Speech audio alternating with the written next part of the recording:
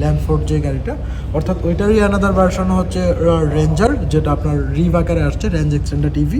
এটা বেসিক্যালি হচ্ছে আপনার ডুয়েল মোডে গাড়িটা ড্রাইভ করা যায়, আপনার ফুয়েল প্লাস ইভি, অর্থাৎ এটার 45 লিটার ফুয়েল ট্যাঙ্ক, পাশাপাশি হচ্ছে ফুল চার্জে আপনি 700 কিলোমিটার ড্রাইভ করতে পারবেন। এবং প্রথম 160 কিলোমিটার আপনার উইদাউট ফুয়েল, অর্থাৎ অনলি ইলেকট্রিক মোডে আপনি গাড়িটা ড্রাইভ করতে পারবেন।